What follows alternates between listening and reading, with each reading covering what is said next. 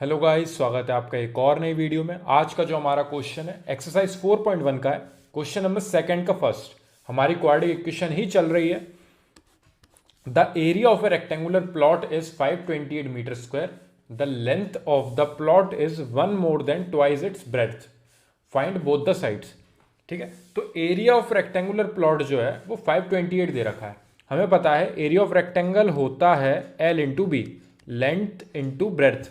ये हम पढ़ते आए हैं, 6th-7th क्लास से पढ़ते हुए आ रहे हैं कि कोई भी रेक्टेंगुलर फील्ड होती है उसका एरिया होता है लेंथ इंटू ब्रेड्थ।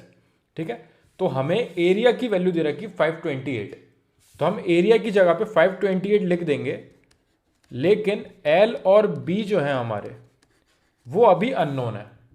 उसके लिए उन्होंने हमें एक छोटी सी एक लाइन दी है, उसको पढ़ के हम दोनों को यहां पे लाके सब्स्टिट्यूट करेंगे। The length of the plot is one more than twice its breadth. तो यहां पे हमने ब्रेड्थ की वैल्यू मान ली x, कि वो x मीटर की है। ठीक है, अब यहां पे क्या दिया है, the length of the plot is, जो लेंथ है प्लॉट की वो एक ज्यादा है, one more than twice its breadth, यानी कि लेंथ जो है ट्वाइस इट्स ब्रेड्थ से एक ज्यादा है। देखिए एक बार और पढ़िए लाइन को, one more then, one more एक हमने ज्यादा कर दिया, one more than twice its breadth, इसकी जो ब्रेड्थ है उसकी ट्वाइस से एक ज्यादा है लेंथ। तो हमारी ब्रेड्थ हमने मान ली x मीटर, तो लेंथ हमारी हो गई 2x प्लस 1 मीटर। ठीक है, अब ये L और B जब हमने x के फॉर्मेट में, यानी कि दोनों को सेम अल्फाबेट के फॉर्मेट में जैसे ही बना लिया, इनको हम ले जाके इधर सब्स्टिट्यूट कर देंगे। तो हमने जो कि L into B is equals to 528 जो हमारा आया है ऊपर से फॉर्मूले में हमने पुट किया था एरिया की वैल्यू, उधर लेंथ की वैल्यू हमने ले जाके रख दी 2x प्लस 1 इंटू ब्रेड्थ की वैल्यू हमारी है x इज इक्वल्स टू 528। मैं x इस तरीके से बनाता हूं, मल्टीप्लाई का साइन नॉर्मली बनाऊंगा, कोई कंफ्यूजन हो तो बताना मेरे को। 2x plus 1 multiply by x is equal to 528। ये हमने इक्वेशन में जो भी वैल्यू हम ला के रख सकते थे वो रख दी है। हमने वर्ड प्रॉब्लम को सॉल्व करके यहाँ पे इक्वेशन के फॉर्मेट में बना लिया है। अब हमें यहाँ पे इसको और सिंप्लीफाई करना है। सिंप्लीफाई में हम x को अंदर मल्टीप्लाई करेंगे। x का जब हम 2x में मल्टीप्लाई करेंगे पहले, फिर हम x का करेंगे 1 में मल्टीप्लाई, दोनों में मल्टीप्लाई होगा, अंदर 2x स्क्वायर आएगा जब x अंदर 2x में मल्टीप्लाई करेगा, प्लस x का 1 में मल्टीप्लाई करेंगे, हमें मिलेगा x इज इक्वल्स टू 528 हमारा इक्वल्स टू में है। अब ये 528 जो है इसको हम इस साइड लाएंगे इक्वल्स टू के, तो हमारी इक्वेशन आएगी 2x square plus x minus 528 is equals to 0। ये 528 को हम उस साइड क्यों लेके गए, क्योंकि हमारी इक्वेशन जो है ax square plus bx plus c के फॉर्मेट में हमेशा होती है, इसलिए हम इक्वल्स टू के उस साइड पे जो है हमेशा 0 लाते हैं। अगर वहां पे कोई न्यूमेरिकल वैल्यू है या कोई और भी वैल्यू है उसको हम दूसरी साइड ले आएंगे ताकि यहां पे हमें 0 मिले। और इस साइड जो इक्वेशन है उसके पास एक टर्म हमारा एक्स स्क्वायर के साथ होता है, एक हमारा सिंगल एक्स के साथ होता है, और एक हमारा कांस्टेंट होता है जो भी कोई भी न्यूमेरिकल वैल्यू हो सकती है। इस क्वेश्चन में हमारी एक्स की वैल्यू जो है माइनस 528 है। ठीक है, तो a हमारा इस इक्वेशन के हिसाब से 2 है, b हमारा 1 है, अगर x के आगे कोई भी न्यूमेरिकल वैल्यू नहीं लिखी है यानी कि 1 है परमानेंट, और c है हमारा माइनस का 528। अब मैंने स्टार्टिंग में आपको बताया था जब भी हम क्वाड्रेटिक इक्वेशन को सॉल्व करते हैं फैक्टराइजेशन मेथड के थ्रू, तो हम करते हैं a का c में मल्टीप्लाई, यानी कि हम 2 का करेंगे माइनस का 528 में मल्टीप्लाई। याद रखना a और c का सबसे पहले मल्टीप्लाई होता है जब भी हम फैक्टराइजेशन मेथड को शुरू करते हैं। a का c में मल्टीप्लाई करा, 2 का हमने मल्टीप्लाई करा 528 में, हमें मिलेगा 1056, वो भी नेगेटिव, क्योंकि 2 का माइनस 528 में मल्टीप्लाई करेंगे तो हमें मिलेगा माइनस का 1056। साइड में मल्टीप्लाई करके देख लेना, कभी भी मन में करने की कोई जरूरत नहीं है। हम 10th क्लास में हमें 3 घंटे मिलेंगे पेपर में, तो हम आराम से साइड में मल्टीप्लाई करके देख सकते हैं। ठीक है, अब ये जो नेगेटिव वैल्यू आई है ये नेगेटिव का बहुत इंपॉर्टेंस है, इसलिए इसको आप याद रखना है, इसको आप कहीं पे ब्लॉक बना के रख लेना एक, क्योंकि इसको बॉक्स में हम इसलिए रखेंगे क्योंकि एक जगह हम इसे क्रॉस चेक करेंगे, वहां पे हमारा माइनस का 1056 आना कंपलसरी है। ठीक है, तो इसको हम याद रखेंगे, एक जगह काम आएगा ये। अब हम पहले 1056, इसके साइन अब हमें मैटर नहीं करता, चाहे पॉजिटिव हो चाहे नेगेटिव हो, हमें इसके फैक्टर निकालने हैं। हमने फैक्टर निकाले, 2 से गया ये 5 टाइम्स, 2 टाइम्स, 8 टाइम्स, फिर 2 से गया हमारा ये 2 टाइम्स, 1 बचा 12, 6 टाइम्स एंड 4 टाइम्स, फिर 2 से गया ये हमारा 1 टाइम्स, 3 टाइम्स एंड 2 टाइम्स। एक बार और 2 से करेंगे हम, हमें मिलेगा 66 एंड अगेन 2 से किया हमने, हमें मिला 33। अब यहां से आप 3 से और 11 से भी करोगे, मैं यहीं पे रुक जाता, मैं इसके आगे और फैक्टर नहीं निकालता, लेकिन मैं आपको एक बार बता देता हूं कि मैं यहां पे क्यों रुकने वाला था। और 11 से किया हमने 1 टाइम्स, तो हमारे फैक्टर्स आ रहे हैं 2 into 2 into 2 into 2 into 2, then 3 and then 11। ये हमारे पूरे फैक्टर्स आए, 5 बार हमारा 2 आया है और एक 3 और एक 11 आया है। ठीक है, ये हमारे फैक्टर्स आ चुके हैं जो हमने 1056, जो हमारा ए का सी में प्रोडक्ट करने के बाद जो वैल्यू आई थी उसके हमने फैक्टर्स निकाले थे। अब आपको इन फैक्टर्स को 2 पार्ट में लिखना है, 2 पार्ट में इस तरीके से प्रोडक्ट करके वैल्यू लिखनी है कि उनको ऐड या सब्ट्रैक्ट करके ये बीच वाला टर्म आ जाए, यानी कि 1x आ जाए। इस तरीके से हमें इसको 2 पार्ट में स्प्लिट करना है। अब आप मल्टीप्लाई कर करके मल्टीपल टाइम्स देखोगे कि कौन सी वैल्यूज से आपका बीच में 1x आ रहा है। जब आप बहुत सारे क्वेश्चंस की प्रैक्टिस कर लोगे तो आपको ये कमांड हो जाएगा कि कहाँ पे किस तरीके से फैक्टर निकलते हैं। जैसे मुझे ये यहाँ पे समझ में आ गया था और मैं बोल रहा था कि 33 के आगे मैं बस आपको सॉल्व करके बता रहा हूँ, नहीं तो मैं इसके आगे फैक्टर्स नहीं निकालता। क्यों नहीं निकालता? क्योंकि देखिए 2 2 4, 4 2 8, 8 2 16, 16 2 32। मेरे को ये एक फैक्टर 32 दिखा और दूसरा फैक्टर मुझे 3 इंटू 11 यानी कि 33 दिखा। अगर मेरा 33 जो है पॉजिटिव है और 32 मेरा नेगेटिव है, क्या 33 में से 32 सब्ट्रैक्ट होकर मेरे को 1 दे रहे हैं? और मुझे वही तो 1 चाहिए यहाँ पे हमारा 1x है, और उस 1x को लाने के लिए हम किस तरीके से फैक्टर्स को स्प्लिट करें। तो मेरे को ये स्टार्टिंग में ही दिख गया था कि ये 32 मेरा बना ही रहा है, और यहाँ पे मैंने इसलिए नोटिस कर लिया था कि ये पांचों 2 मिलके मल्टीप्लाई होके 32 दे रहे हैं हमें, और 3 का 11 मल्टीप्लाई होकर हमें 33 मिल रहा है, जिसमें हम 33 को प्लस का ले लेंगे और 32 को नेगेटिव लेंगे, क्योंकि हमें प्लस का 1 लाना है। प्लस का 1 तभी आएगा जब बड़ी वैल्यू हमारी पॉजिटिव होगी।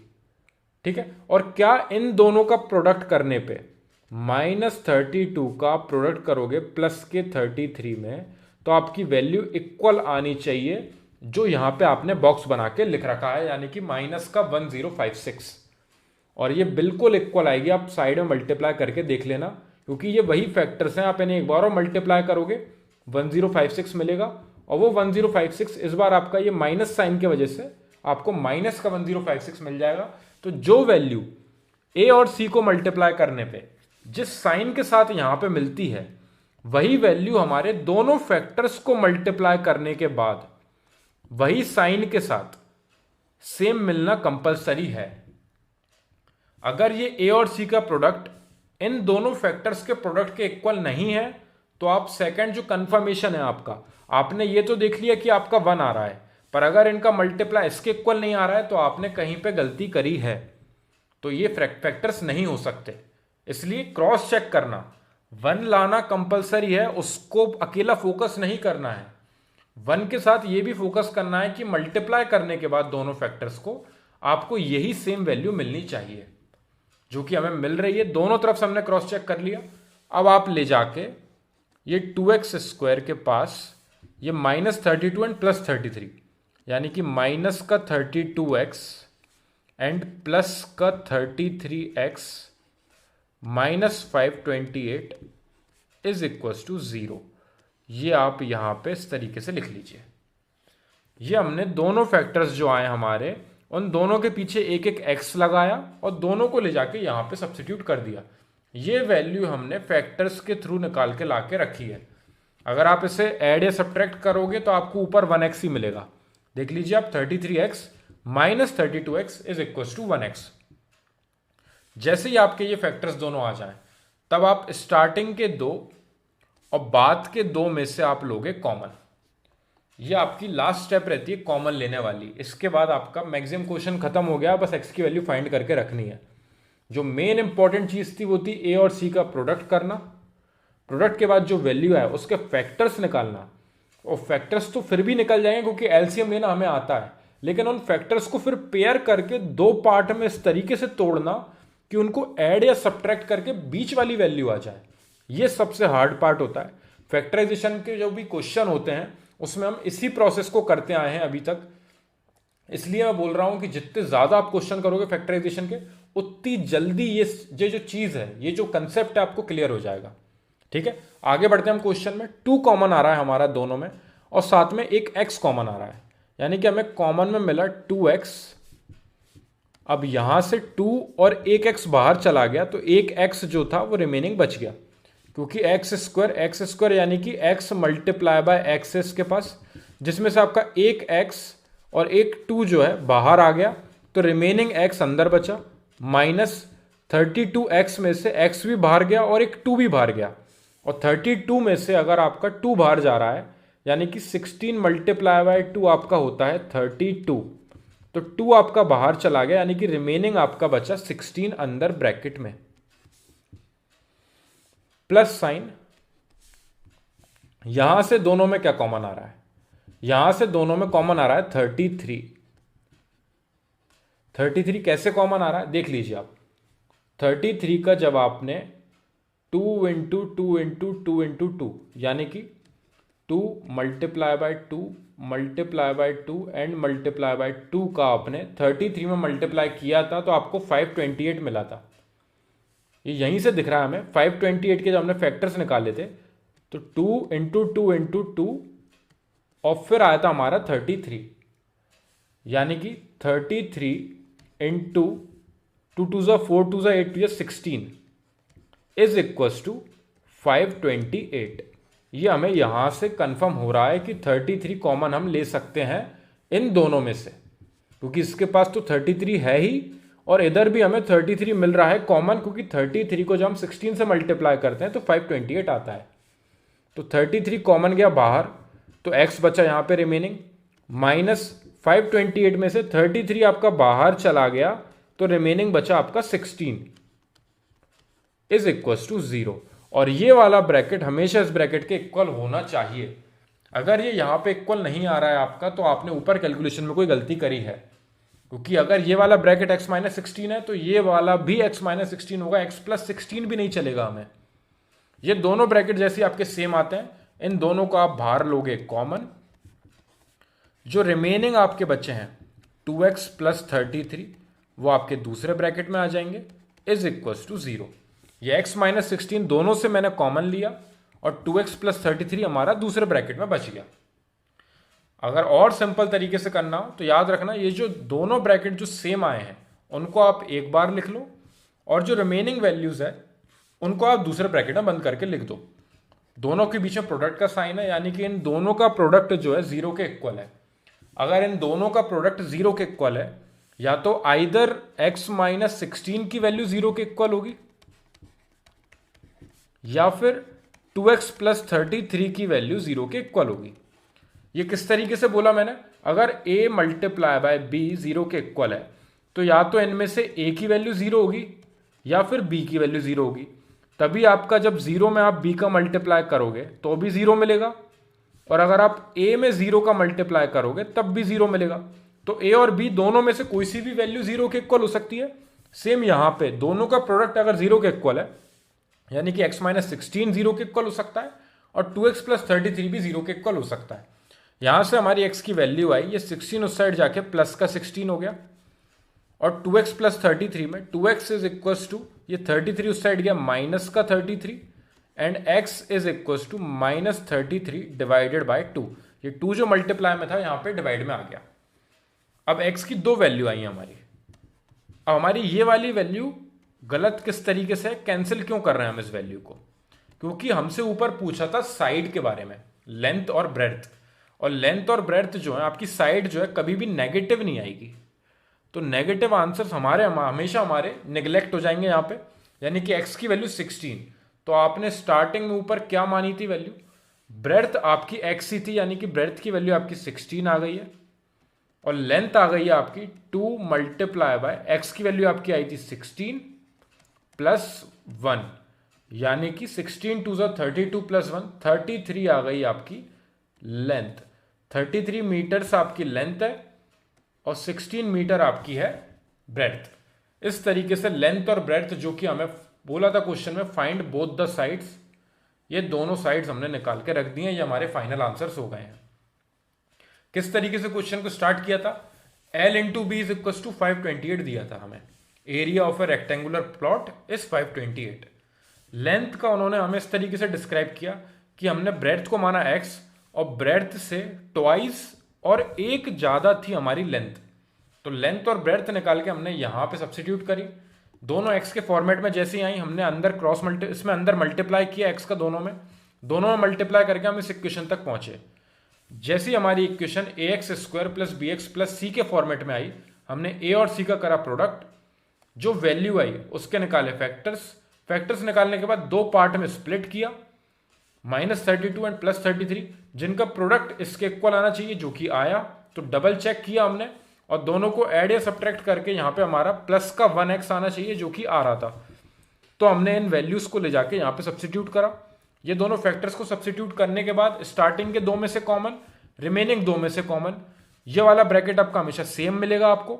जैसे ये सेम मिला, इसको हमने बाहर कॉमन लिया, रिमेनिंग वैल्यूज हमारी दूसरे ब्रैकेट में, दोनों को अलग अलग 0 के इक्वल करा। x की वैल्यू आई 16, x की वैल्यू आई हमारी -33/2, माइनस की वैल्यू हमारी कैंसिल हो गई क्योंकि हमारी साइड्स कभी भी नेगेटिव नहीं होती, तो हमारी साइड की वैल्यू हमेशा पॉजिटिव में आएगी, इसलिए हमारी ब्रेड्थ जो है 16 आ गई थी, उसको ले जाके हमने ऊपर दोनों जगह रखा। तो यहाँ तो ब्रेड्थ डायरेक्टली 16 मीटर आ गई और यहाँ पे 2 का मल्टीप्लाई करा 16 में, यानी कि 32 प्लस 1 यानी कि 33 मीटर आपकी लेंथ निकल गई। इस तरीके से क्वेश्चन यहाँ पे खत्म होता है। कोई भी डाउट हो अगर आपको इस क्वेश्चन में, हमारा ये क्वेश्चन था एक्सरसाइज 4.1 का क्वेश्चन नंबर 2 के अंदर 4 क्वेश्चन है, उसमें से फर्स्ट क्वेश्चन हमने अभी सॉल्व किया है, क्वाड्रेटिक इक्वेशन यूनिट का। कोई डाउट हो अगर इसमें, कमेंट सेक्शन में बताना, उसको हम पहले सॉल्व करेंगे, फिर नेक्स्ट क्वेश्चन की तरफ बढ़ेंगे। Thank you very much for watching this video.